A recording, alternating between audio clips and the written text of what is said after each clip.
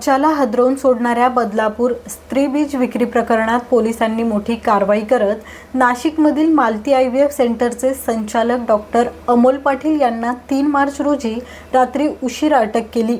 बदलापूर पोलिसांच्या तपासात या प्रकरणाचे नाशिक कनेक्शन उघड झाल्यानंतर ही कारवाई करण्यात आली।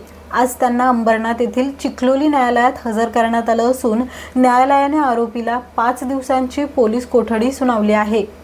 ठाण्यात बेकायदेशीररित्या सुरू असलेल्या ART सेंटरवर पोलिसांनी छापा टाकत इंजेक्शन, औषधांचा साठा आणि महत्त्वाची कागदपत्रे जप्त केली।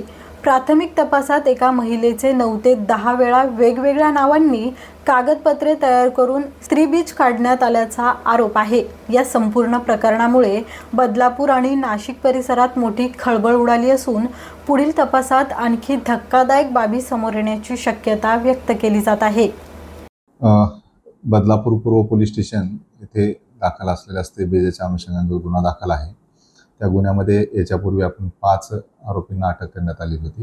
यामध्ये काल 6वी अटक केलेली आहे। त्यामध्ये डॉक्टर अमोल पाटील हा नाशिकचा IVF सेंटरवाला जो आरोपी आहे त्याला आपण काल अटक केलेली आहे। आज रोजी त्याला मान्य न्यायालयात हजर केला असता मान्य न्यायालयाने त्यांना 9 मार्चपर्यंत पोलीस कस्टडी मंजूर करण्यात आलेली आहे।